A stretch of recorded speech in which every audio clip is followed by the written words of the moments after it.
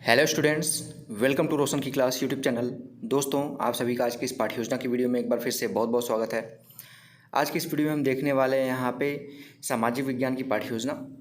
तो पूरी वीडियो देखिएगा। आप लोगों के लिए कक्षा 5 के लिए यहाँ पे लेसन प्लान लेके आया हूँ। काफ़ी बच्चे यहाँ पे क्लास 1 to 5 कह रहे हैं कि लेसन प्लान अपलोड कर दीजिए। वैसे ऑलरेडी मैं 5-5 6-6 लेसन प्लान क्लास 1 से लेके क्लास 5th तक के लिए अपलोड कर चुका हूँ। बाकी 6 से लेके अगर 12 तक की बात करें तो वहाँ पे तो आपको 50 से ज़्यादा लेसन प्लान मिल जाएगी अलग अलग सब्जेक्ट्स के। और यहाँ पे आज की जो वीडियो है वो कक्षा 5 के लिए है, तो पूरी वीडियो देखिएगा। बस इतना रिक्वेस्ट है कि वीडियो के माध्यम से पूरी वीडियो देखने के लिए इसलिए मैं कहता हूँ कि वीडियो के माध्यम से जो भी मैं आप लोगों को बताना चाहता हूँ, लेसन प्लान कैसे बनता है, क्या क्या चीज़ें उसमें ध्यान में रखनी होती हैं, वो सारी चीज़ें तभी पता चल सकती हैं जब आप लोग पूरी वीडियो देखेंगे। जैसे आज अगर आप वीडियो देख के लेसन प्लान बना रहे हैं तो हो सकता है कल अगर समझ जाएं तो खुद से भी वीडियो लेसन प्लान बना सकें, क्योंकि ये आज सिर्फ लेसन प्लान आज नहीं काम आएगा। अब जो आपके टीचर्स रखे जा रहे हैं, सरकारी जो टीचर हैं गवर्नमेंट के, उसमें भी आप लोगों को शिक्षण योजना बनानी होती है कि आप कैसे चैप्टर को कल के क्लास में अगर पढ़ाने जा रहे हैं तो क्या क्या कैसे कैसे पढ़ाना है। वो सारी चीज़ें अब उस स्तर पे भी बनाना पड़ रहा है। तो पहले से ही अगर आप लोग को तैयार रहेगा तो वहाँ पे भी जाके आपको दिक्कत नहीं आएगी। इसलिए एक एक चीज़ समझिएगा सही से ध्यान से। और अगर वीडियो अच्छी लगे, डेली बेसिस पे वीडियो देखना चाहते हैं तो नीचे सब्सक्राइब बटन उस पर क्लिक करके सब्सक्राइब कर लीजिए। साथ ही साथ बेल आइकन का दबाना मत भूलिएगा। तो चलिए शुरू करते हैं आज की वीडियो। यहाँ पे देखिए पाठ्य योजना लिखा गया, लेसन प्लान। उसके बाद आपको यहाँ पे शिक्षक प्रशिक्षु का नाम लिखना है, यानी कि आपको अपना नाम लिखना है। देखिए लिखा गया name of the teacher training. Next heading है यहाँ पे नामांकन संख्या, यानी कि इनरोलमेंट नंबर। यहाँ पे आपको अपना रोल नंबर, इनरोलमेंट नंबर लिखना है। अगर आपके कॉलेज में ये दोनों चीज़ें नहीं लिखने के लिए कहते हैं तो आप डायरेक्ट यहाँ से शुरू करिए। पाठ्य योजना जैसे यहाँ देखिए लिखा गया 10, इसी तरीके से पाठ्य योजना लिख के नंबरिंग कर लीजिएगा। जो भी नंबर होगा, विषय सामाजिक विज्ञान का है, कक्षा 5वीं के लिए है ये आज का टॉपिक। विद्यालय का नाम लिखना है जिस विद्यालय में आप पाठ्य योजना पढ़ाने के लिए जाएंगे।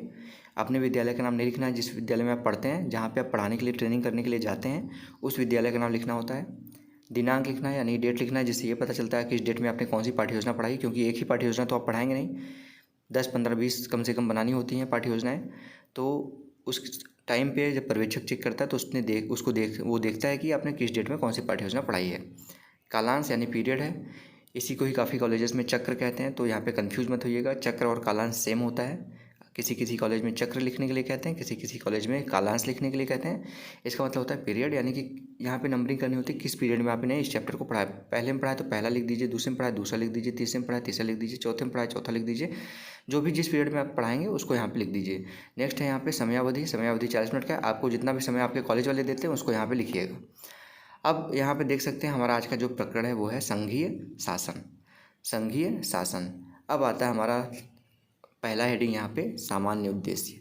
सामान्य उद्देश्य हेडिंग के अंतर्गत आपका जो विषय है, हमारा विषय आज का क्या है, सामाजिक विज्ञान, सामाजिक अध्ययन।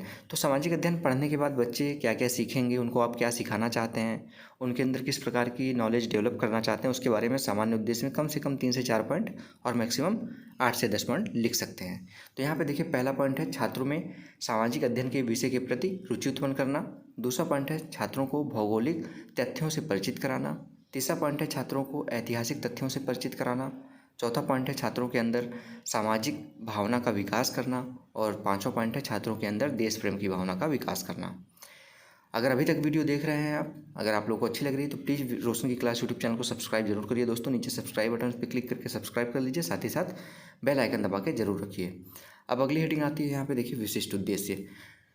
आपको पता होगा अगर आपने कक्षा 6 से लेकर कक्षा 12 के बीच की कोई भी लेसन प्लान बनाया है तो विशिष्ट उद्देश्य में कम से कम 2 से 3 पॉइंट और मैक्सिमम 4 से 5 पॉइंट 6 पॉइंट तक हो सकता है। लेकिन छोटे बच्चे हैं, क्लास 1 से लेकर क्लास 5 तक के बच्चे छोटे ही कहे जाते हैं, तो छोटे बच्चों में आप सिर्फ विशिष्ट उद्देश्य एक रखिए। विशिष्ट उद्देश्य का मतलब होता है, सबसे पहले जान लीजिए उस चैप्टर को पढ़ाने के बाद बच्चों को क्या क्या सिखाना चाहते हैं आप, किस प्रकार की नॉलेज डेवलप करना चाहते हैं उनके अंदर चैप्टर को पढ़ाने के बाद। तो छोटे बच्चे हैं, अगर उस एक चैप्टर पढ़ा रहे हैं, अगर आप कई चीज़ सिखाना चाहेंगे उनको, आप कई उद्देश्य लेके चलेंगे तो वो हो सकता है छोटे बच्चे हैं पूरा ना हो सके। इसलिए छोटे बच्चों के लिए सिर्फ एक विशिष्ट उद्देश्य लेके चलिए। जैसे यहाँ पे देखिए लिखा गया है छात्रों को संघीय शासन के बारे में बताना। ठीक। अगली हेडिंग आती है सहायक सामग्री। सहायक सामग्री के अंतर्गत उन सभी सामग्रियों को यहाँ पे रख सकते हैं जिसकी सहायता आप शिक्षण कार्य करने के लिए अपने समयावधि के अंतर्गत 40 मिनट की क्लास है तो 40 मिनट में जो लेते हैं जिन सामग्रियों की सहायता उसको यहाँ पे सहायक सामग्री के अंतर्गत लिखा जा सकता है। तो यहाँ पे देखिए लिखा गया है संघीय शासन का चार्ट पर बना चित्र। उसके साथ ही साथ आप चौक, डस्टर, लपेट फलक, संकेतक, ये सब सारी चीज़ें लिख सकते हैं। पूर्व ज्ञान है, पूर्व ज्ञान में देखिए लिखा गया छात्र संघीय शासन के बारे में सामान्य जानकारी रखते हैं। अब लेसन प्लान का सबसे इंपॉर्टेंट हेडिंग आता है प्रस्तावना। प्रस्तावना को 2 कॉलम में डिवाइड कर लीजिए, छात्राध्यापक या फिर छात्राध्यापिका क्रियाएं। लड़के हैं तो छात्राध्यापक, लड़कियां हैं तो छात्राध्यापिका क्रियाएं, और दूसरी तरफ छात्र क्रियाएं।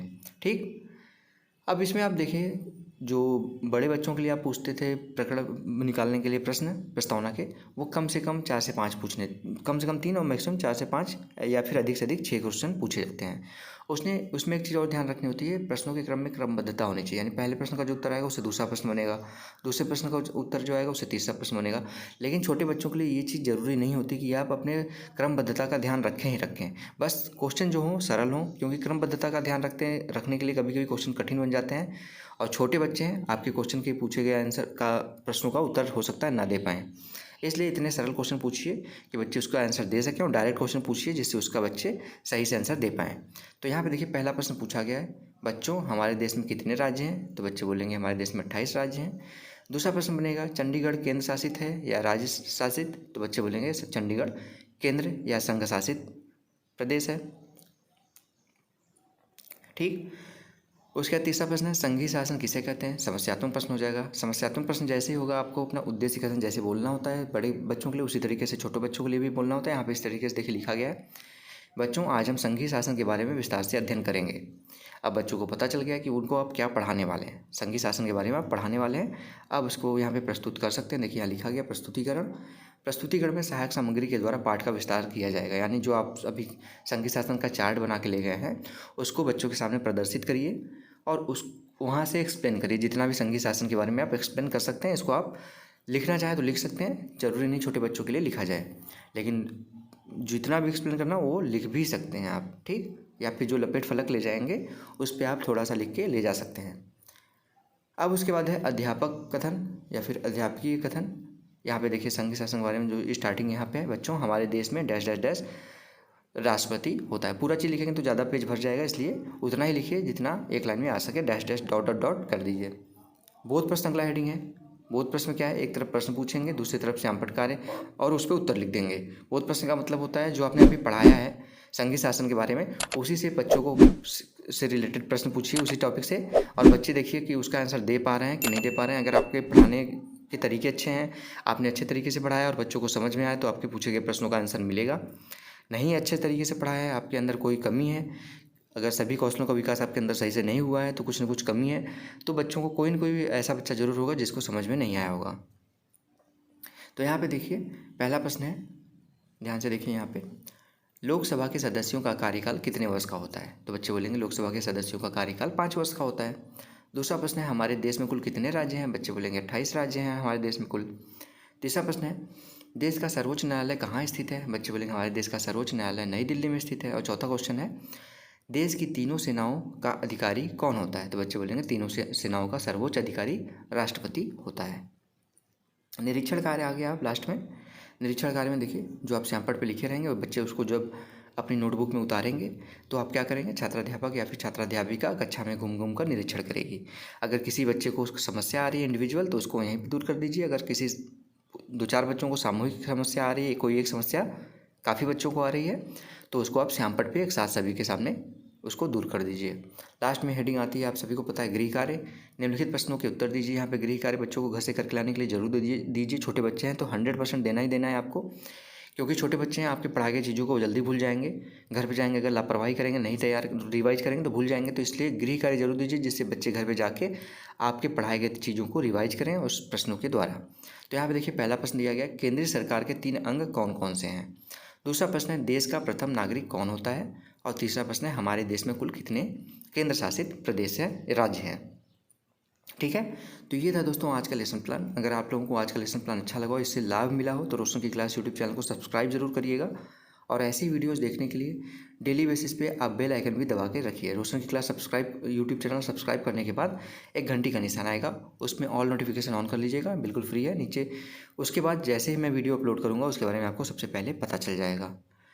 और वीडियो को ज़रूर लाइक करिएगा, क्योंकि इससे मुझे मोटिवेशन मिलता है कि मैं आप लोगों के लिए जो डेली बेसिस पे मेहनत कर रहा हूँ वो आप लोगों के लिए बहुत अच्छी लग रही है आप लोगों को, और सफल हो रहा है मेरी मेहनत। तो स्टूडेंट्स, मिलते हैं नेक्स्ट वीडियो में, तब तक के लिए आप सभी का बहुत बहुत धन्यवाद। जय हिंद, वंदे मातरम।